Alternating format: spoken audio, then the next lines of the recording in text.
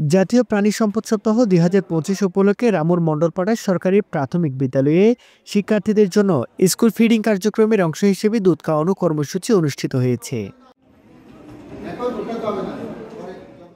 রবিবার ৩০ নভেম্বর সকালে বিদ্যালয়ের হলরুমে আয়োজিত এই অনুষ্ঠানে প্রধান অতিথি হিসেবে উপস্থিত ছিলেন রামু উপজেলা নির্বাহী অফিসার মোহাম্মদ এরফানুল হক চৌধুরী। অনুষ্ঠানে সভাপতিত্ব করেন রামু উপজেলা প্রাণী সম্পদ কর্মকর্তা ডাক্তার অসীম বরণ সেন। প্রাণী সম্পদ বিভাগের কর্মকর্তা, শিক্ষক ও শিক্ষার্থীরা এতে অংশ নেন। প্রধান অতিথির বক্তব্যে ইউএনও মোহাম্মদ এরফানুল হক চৌধুরী বলেন, শিশুর সুস্থ শরীর, মানসিক বিকাশ ও শিক্ষার অগ্রযাত্রায় দুধের ভূমিকা অনন্য। প্রতিদিন দুধ পান করলে শিক্ষার্থীরা আরও মনোযোগী, সুস্থ ও কর্মক্ষম হয়ে উঠবে।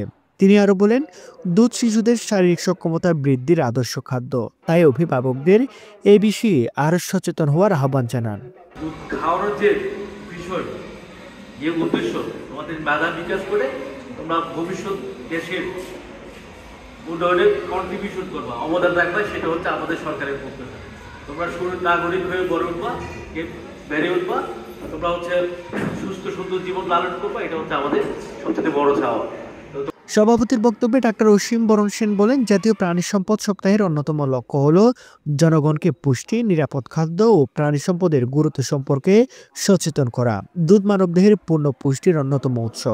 আসলে আপনারা জানেন, প্রাণী সম্পদ বিভাগ দুধ, ডিম, মাংস উৎপাদন নিয়ে নিরলসভাবে পরিশ্রম করছে। অর্থাৎ আপনাদের হাতে যাতে নিরাপদ দুধ, ডিম, মাংস পৌঁছাতে পারে, আপনাদের প্রোটিনের ঘাটতি বা বিষের চাহিদা পূরণের জন্য সর্বোপরি কাজ করে যাচ্ছে।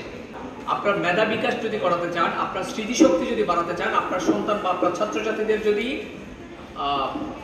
স্মরণ শক্তি বাড়াতে চান, আপনার নিউরন সেল বা ব্রেন সেলগুলোকে অ্যাক্টিভ রাখতে হবে। সেই নিউরন সেল বা ব্রেন সেলের অন্যতম খাদ্য হিসেবে কাজ করে হচ্ছে ল্যাকটোজ। আর সৃষ্টিকর্তার দেওয়া এই ল্যাকটোজ একমাত্র দুধে ছাড়া অন্য কোনো খাদ্যে পাওয়া যায় না। বিদ্যালয়ের প্রধান শিক্ষক আনম আজগর হোসেনের সঞ্চালনায় অনুষ্ঠিত কর্মসূচিতে শিক্ষার্থীদের দুধের পুষ্টিগুণ সম্পর্কে ধারণা দেওয়া হয়, যা অনুষ্ঠানকে আরও উৎসাহব্যঞ্জক করে তোলে।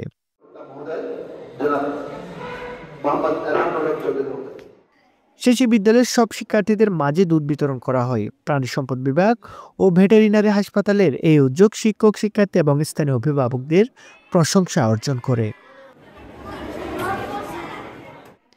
নিউজ ডেস্ক, রামু বার্তা।